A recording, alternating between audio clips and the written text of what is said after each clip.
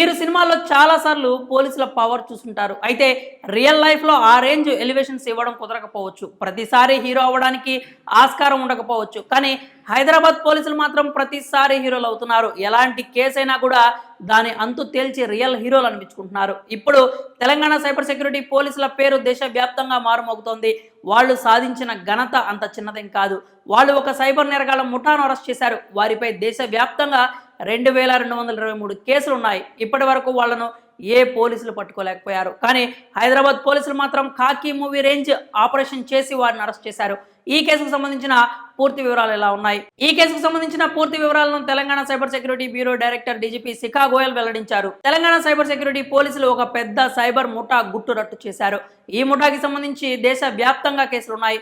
రాజస్థాన్ రాష్ట్రంలో ఒక క్లిష్టమైన ఆపరేషన్ నిర్వహించి ఈ ముఠాను అరెస్ట్ చేశారు. మొత్తం 4 స్పెషల్ బృందాలుగా ఏర్పడి 27 మంది ముఠా సభ్యులను అరెస్ట్ చేశారు. మొత్తం 15 రోజుల పాటు ఈ ఆపరేషన్ సాగింది. ఈ ముఠాను ఇప్పటివరకు దేశంలోని ఏ పోలీసులు అరెస్ట్ చేయలేకపోయారు. తొలిసారి అంతర్రాష్ట్ర సైబర్ క్రైమ్ ముఠాను తెలంగాణ పోలీసులు అరెస్ట్ చేశారు. ఈ సైబర్ క్రైమ్ ముఠా మీద తెలంగాణ రాష్ట్రంలో 189 కేసులు ఉన్నాయి. రాష్ట్ర వ్యాప్తంగా వివిధ పోలీస్ స్టేషన్ల పరిధిలో వీరిపై కేసులు ఉన్నాయి.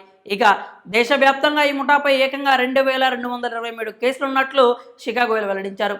ఈ అరెస్టుకు సంబంధించిన వివరాలను శిఖా గోయల్ మీడియాతో వెల్లడించారు. ఇప్పుడు సైబర్ క్రైమ్స్ బాగా పెరిగిపోయాయి. ముసలి వాళ్ల నుంచి అందరినీ ఈ నేరగాళ్లు టార్గెట్ చేస్తున్నారు. ఈ ముఠాలో మొత్తం 27 మంది సభ్యులు ఉన్నారు. ఈ ముఠా సభ్యులపై దేశవ్యాప్తంగా 2000కు పైగా కేసులున్నాయి.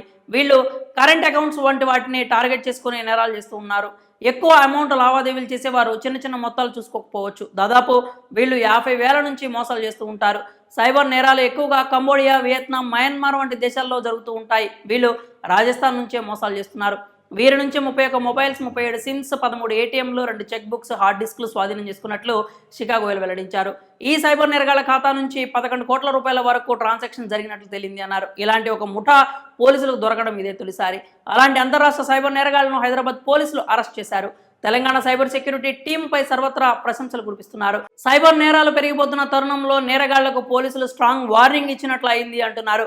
ఇలాంటి చర్యలతో తెలంగాణ పోలీసులు ప్రజల్లో ధైర్యం నింపుతున్నారని కామెంట్ చేస్తున్నారు. మరి అంతర్రాష్ట్ర సైబర్ నేరగాళ్లను అరెస్ట్ చేసిన తెలంగాణ సైబర్ సెక్యూరిటీ పోలీసులపై మీ అభిప్రాయాలను కామెంట్స్ రూపంలో తెలియజేయండి.